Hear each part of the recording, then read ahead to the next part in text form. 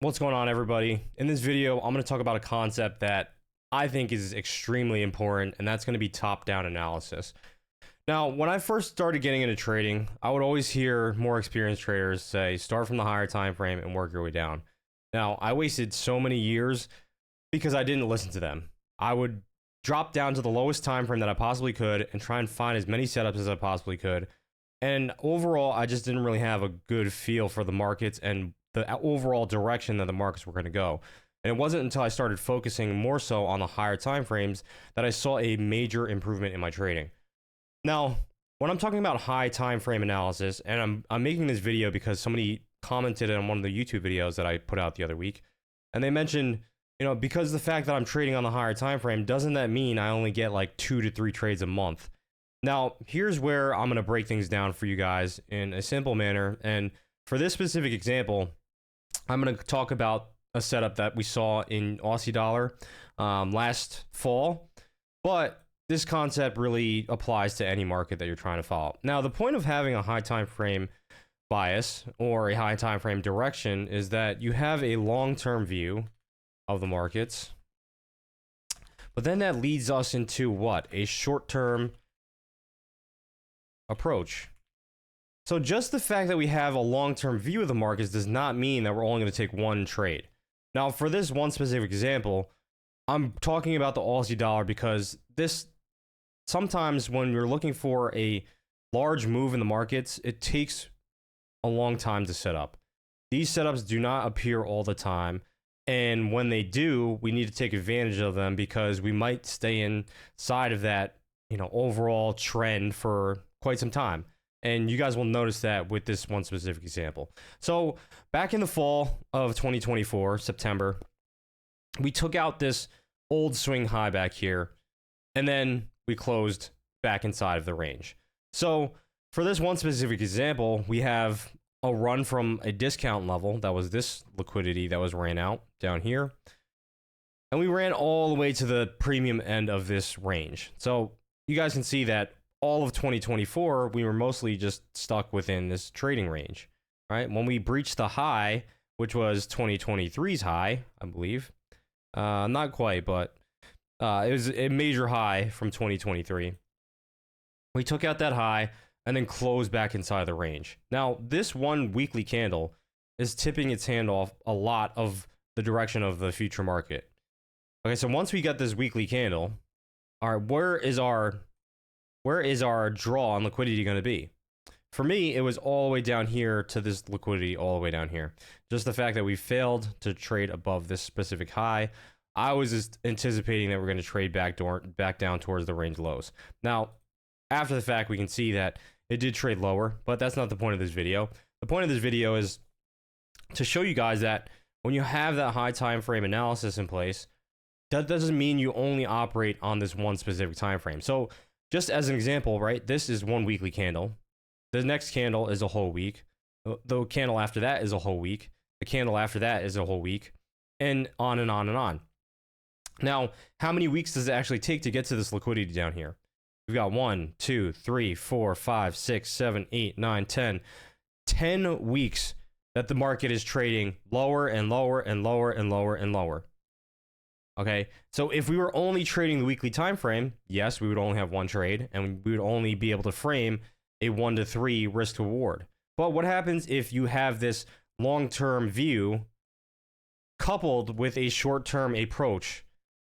And this is where top-down analysis is so important, is because having that high time frame top-down view, you at least know where the market's going to go to, or have a good idea of where the market's going to go to over the coming weeks. But that doesn't mean you trade just one weekly candle. That could possibly mean you're still scalping or intraday trading with that same long-term view in mind.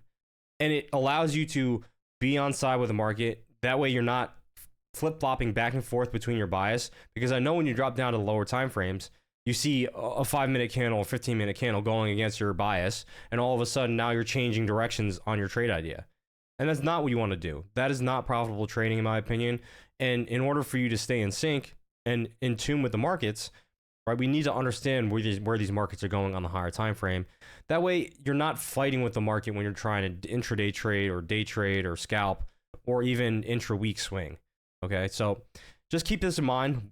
After we took out this previous high, we were possibly going to trade down to this liquidity. Now, it's not known for a fact, but having this draw on liquidity will set you up when you're trying to trade these low time frames. So let's drop down to the low time frame and actually look at all the price action that occurred on its way down to that low, right? I only plotted a couple different short analysis in here where you could have planned a specific short trade, you know, after taking out Asian range highs, trading up into premiums, taking out buy side liquidity, right? There's plenty of opportunity where we're taking out previous highs to position yourself short as it's trading lower, right? All of this price action in here, you know, all the price action that would get you to possibly flip biases, right, and go long, they're just fake outs. So every time the market's rallying above short-term highs, as you guys can see here, it's just a fake out for the market to go lower. So it's just consistently accumulating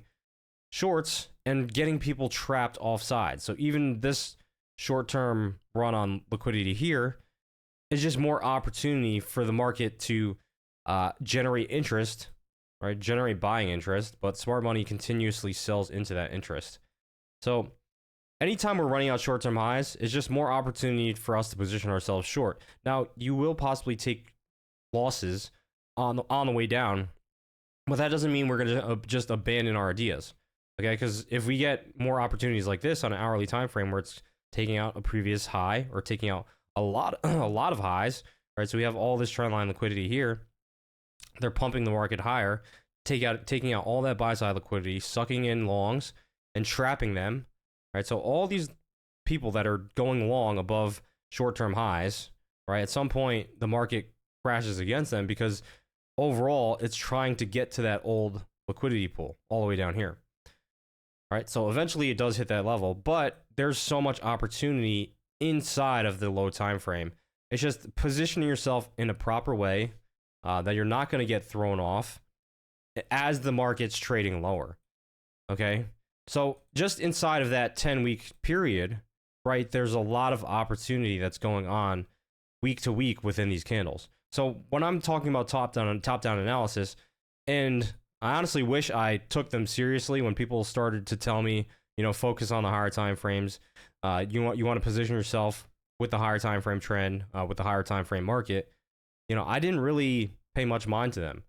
And likely a lot of you traders out there right now are probably doing the same thing. You're probably watching videos from more experienced traders telling you all these things, and it makes a whole lot of sense to you. But when you sit down in front of the charts, you're doing something completely different. So this is just a very quick lesson on top-down analysis. And in my opinion, probably one of the biggest turning points in my trading was sticking to the higher time frames. So when we have a very clear idea of where the higher time frame is going to go, all of our decision making from daily down to a 4-hour, down to a 1-hour, down to a 15-minute, down to a 5-minute is much easier to make because we're in line with a higher time frame idea. And within those higher time frame ideas, that's really where the big moves are occurring. So as you guys saw, you know, inside of that weekly run, you know, this 10-week run that was consistently trading lower and lower and lower, right? Where are the better risk to reward opportunities? Are they on the long side or are they on the short side? Yes, there's opportunities to go long, but if you're trying to position yourself short, you have a much easier time managing your stop loss. The trades run more so in your favor, right? So even if you're isolating this one specific move where it's taking out this sell side liquidity and then rallying higher, if you were to short it at the top, the risk to reward is much better than just this one blip, right?